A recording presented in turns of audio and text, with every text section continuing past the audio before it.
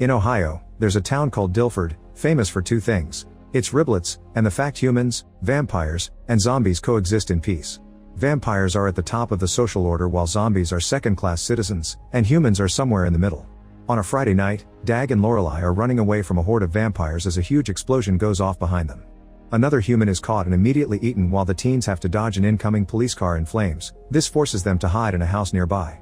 Unfortunately, this place is packed with zombies, and at that moment, the vampires start breaking in by destroying doors and windows. A vampire grabs Lorelei through the door and Dag has to quickly take her away while a big fight ensues in the living room with dozens of monsters attacking each other. It doesn't stop until another police car crashes into the house, making a hole in the wall that reveals an alien spaceship hovering above town. This whole mess starts at school the day before. Dag's telling his best friend that he'll finally get to sleep with the popular girl Lorelei, but the friend immediately points out she's only using him to stash her Mary Jane. Dag refuses to believe it, but when they meet her later, Dag fails to get Lorelei's attention. Meanwhile, Petra is trying to flirt Milan, a popular vampire. They're chatting about the upcoming vamp party when they're suddenly interrupted by Ned, who tries to access his locker behind them. Milan snarls at Ned and pushes him away so a second vampire can hit him to the ground. Dag sees all this from afar but walks away instead of helping. Afterward, Ned goes to see vampire teacher Keller, who spends his time in the teacher's lounge looking at dating sites. Ned wants to know why his essay got an F, and after a very long rant, Keller admits the essay was good but he gave it an F because he could. Later during lunch, Petra sits with her goth friends, who warn her about Milan's bad reputation. Petra refuses to believe it, but at that moment they see him pushing and insulting Ned again. The baseball team teases Chaz for having a loser like Ned as his brother while a zombie girl helps Ned pick up his spilled food. Later during baseball practice, Dag is disappointed to find Rick, the man who fired his mom from the riblet factory. He always makes fun of Dag for it and today he does it again, enjoying how much it annoys him.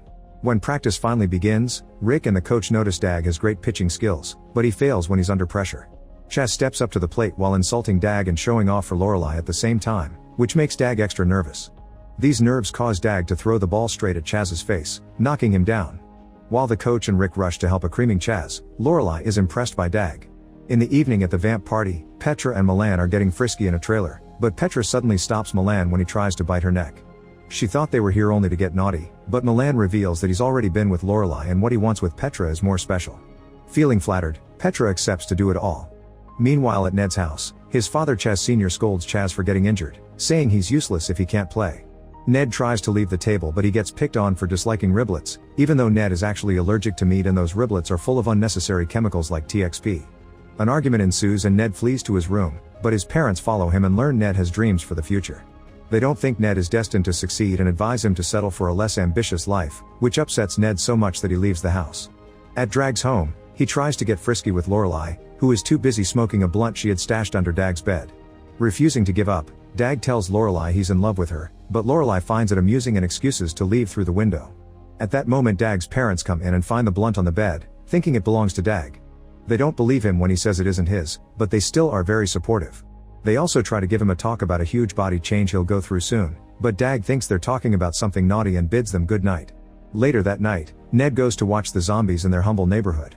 He is approached by the zombie girl from lunch and asks her some questions about zombie life because he's amazed at how everyone gets along here.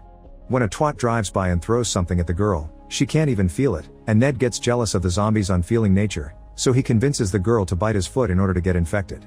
Then he joins a family during dinner and has his first bite of canned brains. Meanwhile Petra is in her room feeling frustrated because Milan won't answer her texts. The bite mark on her shoulder is getting serious and when she looks in the mirror, she discovers she doesn't have a reflection anymore. Starting to feel hungry, she goes to a supermarket to buy blood products and when a friend sees her, Petra hides everything from her and runs away in shame. Then she consumes the blood where nobody can see her. Dag is also out of the house practicing baseball. At that moment, all three teens notice a bright light coming from the sky and they look up to discover a huge alien spaceship hovering above town. Soon pictures of the ship are appearing all over the news, but nobody manages to see an actual alien.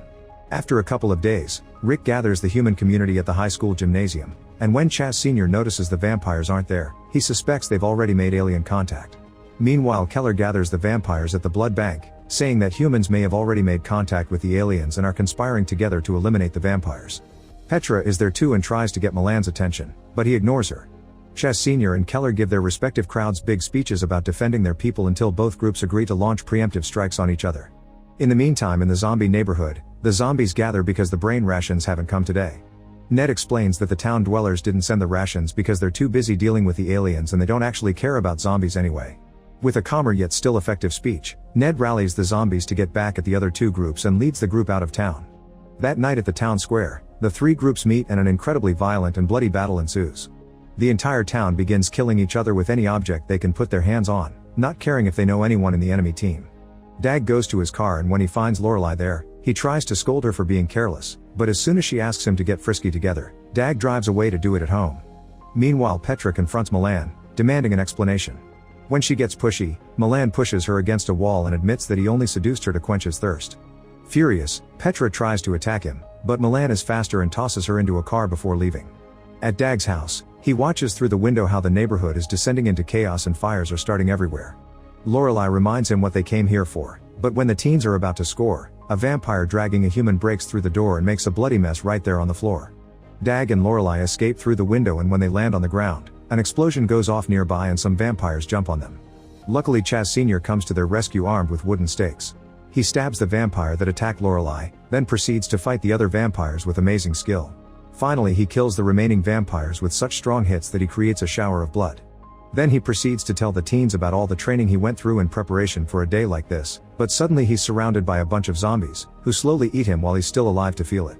At first the teens can't help watching in horror, but at that moment they are found by a horde of vampires, so they have to run away, bringing the story back to the beginning. Chaz Sr. dies but quickly comes back a zombie too. Near the road, a furious Petra comes out of the forest and sees Lorelei running with Dag, so she decides to join the vampires that chase them. After dodging the police car on fire, Dag and Lorelei get inside the nearest house, where they find a cute little dog but also Ned with a group of zombies. At that moment the vampires start breaking in and chaos ensues with the monsters killing each other without mercy. Dag and Lorelei try to go upstairs, but Petra's desperate for a victim and jumps on Lorelei to bite her neck. At first Dag can only watch, but after a few seconds he pushes Petra off the stairs, also falling himself in the process. When he lands on the ground, Dag manages to find a sharp wooden object that he uses as a stake against another vampire. Then tries to stab Petra too, but Ned tosses him away. Dag gets attacked by yet another vampire, so he grabs a wooden fish ornament to kill him. Meanwhile a vampire pushes Ned to the ground, but Ned bites his thumb off and spits it into the vampire's mouth. This causes the vampire to stumble back, knocking Petra down just as a police car crashes through the house and runs him over. Now the only ones left in the house are Dag, Petra, and Ned. Before they can attack each other, they notice a bright light nearby and come outside to find the alien spaceship emitting a smoke-like substance that covers the town. Out of this smoke comes a bunch of aliens, destroying anything that gets in their way and using their tentacles to stab people. After a moment of staring in shock, Dag starts knocking on a trapdoor, asking for his piano teacher Mrs. Miller. She's indeed there with her son Stuart, who begins asking a bunch of very ridiculous questions to confirm Dag's identity. Once Stuart is sure the teens are good guys, he opens the door and lets them all in, although he's worried about having a vampire and a zombie in his bunker. Dag promises it's fine and goes to shut the trapdoor, only to suddenly hear a scream. By the time he comes back, he's appalled to discover Petra and Ned are eating Stuart and Mrs. Miller. Dag gets ready to fight, but Petra convinces him to stick with them since it's the only way they can survive. Hours pass and they try to chat for a while until Petra questions Dag's feelings for Lorelei, saying he hesitated to save her. Dag denies this, but Petra points out that if he really cared about someone, he would just jump right in to save them. At first Dag keeps Ned busy by distracting him with a laser pointer, but as time passes, they realize that the longer Ned goes without eating brains, the more he regains his intellect. Petra learns that Dag and Ned used to be friends, but Dag doesn't explain why they drifted apart. Then Dag starts to worry about his family and wants to go out to check on them. When Petra reminds him of the alien threat, Dag says that they can starve Ned long enough for him to come up with a plan to defeat the aliens. The next morning, the teens climb out of the basement, only for Petra to immediately collapse under the sunlight. Dag quickly removes his clothes to cover her, saving her just in time. At that moment the aliens show up, so the trio agrees to split up and meet back at the school. When Dag tries to run away, he accidentally stumbles into a clothesline and falls to the ground as an alien approaches him from behind. Moments later, Petra and Ned make it to the school. Dag arrives shortly after still with no clothes on and he tells Petra how the aliens ignored him on his way there. Ned theorizes that the aliens only detect the inorganic matter in clothes, so not wearing anything should allow anyone to sneak around the aliens without being noticed. Afterward they go to the cafeteria to have something to eat, and Ned tells his friends he became a zombie on purpose. Dag gets very judgmental about Ned's choice, but Ned remembers how Dag thought he was cool back in middle school. Embarrassed and angry, Dag confesses that he admired Ned's hacking skills back then but didn't want to keep hanging out with a loser, causing Ned to leave the room. Dag leaves as well and Petra goes looking for him, only to find him sulking inside an empty boiler. They chat for a while and share their vulnerabilities, causing Petra to cry for always feeling inferior to Lorelei. Dag comes closer to comfort her, and suddenly they start to kiss and move into getting frisky. However, Dag gets startled when Petra kisses his neck, accusing her of trying to bite him. Petra is offended that he thinks she would ever do that and goes away. In a classroom, Petra is looking through the window and notices the aliens are moving closer as the boys join her. They agree they need to leave, so in order to be safe, all three of them take off their clothes. As they walk the streets with nothing on, they confirm Ned had been right and not a single alien comes after them. Suddenly it starts raining, and the trio rushes to hide in Dag's house. Dag is disappointed to discover there's nobody in the house, then he shares some clothes with his friends. Suddenly Dag hears a noise from a TV and realizes he didn't check the basement, so the trio runs downstairs. At that moment the power goes out and an alien shows up, quickly capturing Ned with its tentacle. Dag immediately grabs Ned's hand and pulls him out of the alien's grasp, so the tentacle tries to stab Dag, but Ned jumps in and receives the attack instead. Unfortunately, Ned disintegrates at the same time Petra chops the alien's head off, finally killing it. Afterward, Dag looks at a picture of him and Ned as kids as he expresses all his guilt about how he never defended Ned against twats at school, yet Ned still sacrificed himself to save him. While Dag tells the story of a baseball game in which Ned never got to prove himself, suddenly Ned shows up in one piece, and the trio reunites with glee.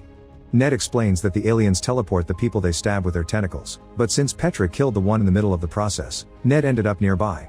This means that all the citizens of Dilford aren't dead but hidden away somewhere. Ned has also figured out that the aliens are after the TXP and Rick's riblets, showing the gross allergic reaction he had from the alien's tentacle as proof. The next morning, the trio goes to the riblet factory while wearing organic cotton so they can't be seen by the aliens.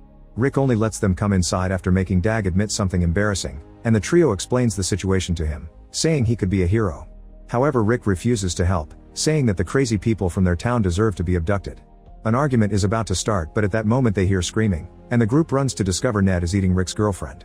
Furious, Rick kicks the trio out. Luckily Dag comes up with a plan, which begins with them getting the aliens' attention and getting stabbed on purpose so they're teleported to where the people of Dilford are imprisoned. They suddenly show up in a superstore, where they discover each species is separated by a force field. Milan catches Petra and immediately attempts to drink blood from her, but she hits him in the gut as revenge. Ned manages to reunite with his father and brother because they're zombies now, and they apologize to him and they reconcile. Dag finally finds his parents alive in the human section and discovers Lorelei survived too, but she's become a vampire because of Petra's bite and she's on the other side of the force field. Luckily the field still allows them to communicate, so Dag and Petra find Ned and encourage him to think of a way to bring down the force fields. Ned starts remembering the day he hacked the school computers and made them show a dirty gif of two dogs. This memory makes him realize they need to throw a DOS attack to overload and short out the security system. To do so, they need every person in the room to hit all the force fields at the same time. People begin arguing because they think only certain species should die, so Dag comes up with a heartful speech to change their minds. However, it isn't until his dad starts chanting USA that everyone agrees to help. All the citizens charge at the force fields at the same time, quickly shorting the system out and destroying it. Then they run out of the building and rush to the riblet factory, but Rick meets them with bullets. Once again, Dag talks to Rick with a heartfelt speech and makes the crowd start chanting Rick's name. This appeals to Rick's ego and he finally opens the gates to let them in. Unfortunately, the smoke also follows them and soon there is a bunch of aliens coming along. Rick immediately gets the aliens' attention and guides them toward the vat of unprocessed riblets. Then the huge aliens suddenly open up, revealing they're just big machines and the actual aliens are little creatures traveling inside them. All the little aliens dive into the vat until the contents begin moving and a bright light suddenly blinds everyone for a second. When the people open their eyes, they discover the little aliens have fused into a big glowing one. The alien proceeds to explain that they came for the TXP peacefully, but then the town went crazy on their own, so they locked the citizens up to protect them from each other. Then the alien proceeds to quote Billy Joel's song to scold everyone for their behavior. Petra insults the alien for being condescending and points out it was them who scared everyone in the first place, inspiring Rick to throw a wrench at the creature. Furious, the alien begins attacking the crowd, hitting people with its huge hands. As everyone runs away, Keller gets smashed into blood drops and Petra is knocked back, accidentally dislodging an ammonia hose. The liquid starts to melt the giant alien and Dag quickly gets people to grab more hoses and spray as much ammonia on the alien as possible. While they work, Milan grabs Petra and throws her into a storage room. Dag sees this and remembers Petra's words about hesitating, so he immediately jumps at Milan and starts a fight. Dag manages to throw a couple of punches, but Milan is too strong and quickly overpowers him. At that moment, the clouds move in the sky, revealing the full moon. The light touches Dag through the window and suddenly his body starts changing into a more hairy shape. It turns out Dag is a werewolf, and that's the change his parents mentioned. With his new powers, Dag fights Milan again in a fair match. After exchanging a few hits, Milan comes after Dag with a knife, but Dag dodges just in time and Milan ends up impaled on a wooden spike, instantly exploding. Meanwhile, the citizens use enough ammonia to reduce the alien into a small wrinkly creature. Ned tries to capture it, but the alien summons its spaceship to rescue it. Then the alien releases a subatomic fusion explosive to decimate the town. Finally, having the chance to prove his skills, Ned catches the ball-shaped bomb and tosses it to Dag, who throws it back to the alien spaceship, making it explode. A few days later, people are done rebuilding their town and students return to school. Dag's a popular kid now and Lorelei tries to flirt with him, but he turns her down to go to Petra instead. The new couple leaves to get frisky under the bleachers while Ned bonds with Chaz and the zombie girl. Make sure to subscribe and turn on notifications so you can watch more videos like this. Thanks for watching.